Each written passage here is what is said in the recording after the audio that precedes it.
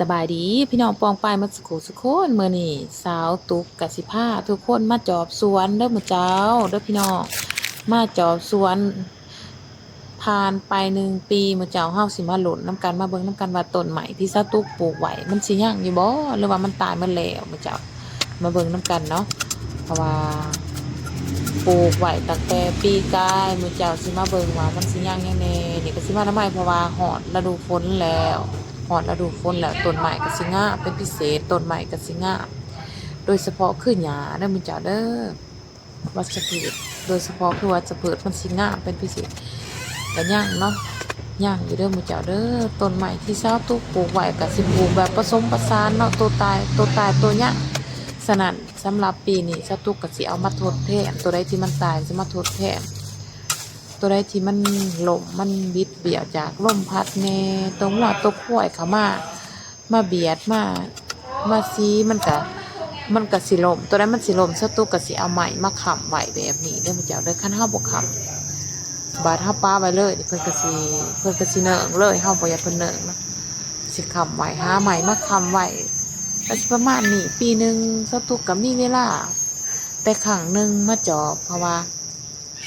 เฮาเฮ็ดเวียกอยู่ใกล้เฮ็ดเวียกอยู่ต่างแขวงอยู่ต่างจังหวัดเนาะมื้อเจ้าชาวตุกก็สิบ่ค่อยมีเวลามาจอบสวนฉะนั้นปีหนึงก็มีแต่เวลาครั้งหนึงมาจอบคือนี่ก็ฮอดฤดูฝนแล้วหญ้าเพิ่นสิท่วมเนาะหญ้าสิขึ้นชาวตุกก็สิมาหน้าไม้มาถากมาทางซุมใดที่ว่าหญ้ามันปกคลุมก็สิมาถากมาทางคือชาวตุกสิบ่ได้ทางจนหมดเด้อสิทางแต่เลาะอ้อมต้นไม้ทางอ้อมต้นไม้ซื่อๆคันเฮาสิไปทางเบิดก็สิบ่มีเวลาเนาะชาวตุกเฮ็ดเวียกคนเดียวบ่มีเวลาสิไปทางออกทั้งหมดทางแค่บริเวณต้นไม้เท่านั้นการที่เฮาบ่ทางเบิดก็สิเป็นจุดดีคือกันเด้อมันสิเป็นลมเงาเป็นลมเงาให้ต้นไม้เฮาให้มันโฮมให้มันชุ่มเย็นนะมันใหญ่เฮาจึงเฮ็ดให้มันแปลนตอนนี้เฮาบ่ทางให้ว่าแปลนก็ได้เอาแค่แบบว่าบ่ให้เพิ่นปกคลุมต้นไม้เฮาก็พอแล้วแค่เอาแค่ต้นไม้เฮาหายใจได้ก็พอแล้วก็สิประมาณนี้เนาะเมื่อยหลาย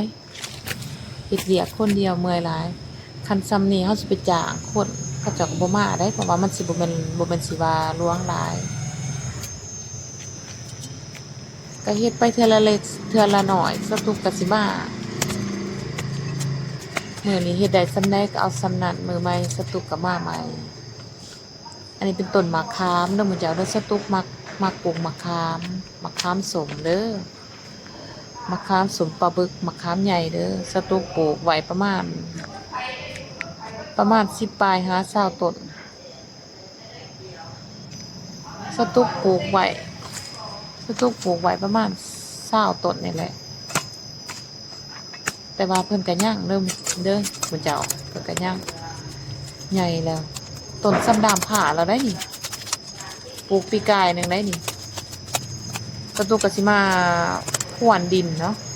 พรวนดินเพราะว่าถ้าหลุมมันเพียงมันจะเฮ็ดให้น้ำไหลผ่านเนาะน้ำมันจะไหลกายฉะนั้นสตุกสิเฮ็ดให้มันเป็นโถงเป็นแอ่งกระทะน้อยนึงเพื่อว่าให้ฝนตกแล้วให้สารอาหารมาขังบ่ให้สารอาหารกลายไปเลยเนาะคันหลุมมันเพียงต้นไม้สังกะตามเนาะสำหรับสตุกเข้าใจถ้าลมมันเพียงต้นไม้สังกะตามเฮาปลูกถ้าลมมันเพียงมันจะเฮ็ดให้น้ำไหลผ่านไปเลยสารอาหารจะบ่ขังเนาะนี่เฮาอยากให้สารอาหารขังต้นไม้เฮาจะงามมันจะมีน้ำขังไว้น้อยนึงถ้าเฮาเฮ็ดหลุมเพียงเลยต้นไม้เฮาจะบ่งามเด้อนี่ก็อีกต้นนึงที่ว่าเพิ่นเกิดอยู่ในป่าอยู่ในอุ้มต้นไม้เกิดท่วมเพิ่นสตุกก็สิทางออกสตุกสิบ่ได้ทางหมดเนาะทางแต่บริเวณอ้อมแอมต้นไม้ซื่อๆเนาะแต่ก่อนดินตัวนี้ที่ว่าสตุกซื้อไว้มันเป็นสวนไม้สักของเขาเจ้าแล้วเขาเจ้าขายสตุกก็ซื้อไว้แต่สตุกซื้อไว้สตุกก็ตัดไม้สักออกแล้วก็เอาต้นมะขามมาปลูกใส่ฉะนั้นมันต้นไม้สักมันจะบ่ตายเนาะมันยังกระตอมันก็เฮ็ดให้ขะแหนงใหม่มันเกิดขึ้นฉะนั้นแต่ละปีสตุกสิมาตัดแหนงมันออกเฮาตัดอยู่หั่นแหละหลายเทื่อหลายที่เฮาตัดมันบ่ไหวเฮามันก็ตายเองเนาะ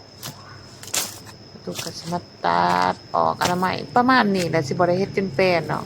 เด้ มันยังนะเด้อมื้อเจ้านี่งามเลยเด้ต้นสำนามผ้าและสตุกเอาใส่ปีกายนี่ดินก็บ่ขี้หลายหลายดินก็ถือว่าโอเคใส่ได้ก็งามอยู่ดินก็บ่ได้แข็งปานใดดินก็อ่อนอยู่ดินแดงดินอ่อนงามถือว่าใส่ได้เพราะว่าเพิ่นผ่านมาแล้วปีหนึ่งเนาะปีที่สองปีนี้เป็นปีที่สองแต่เพิ่นใหญ่ได้ส่ำนี้ถือว่างามแล้วถ้าเพิ่นยังได้ฮอดส่ำนี้ถือว่าเพิ่นยืนแล้วนี่ก็เป็นเถียงนาเด้อมื้อเจ้าเถียงนาสตุกนี่เถียงนาสตุกมุ่งแล้วแต่สตุกบ่น้ำสตุกก็จ่อไว้แล้วสตุกมุ่งแล้วแต่สตุกบ่ทันมี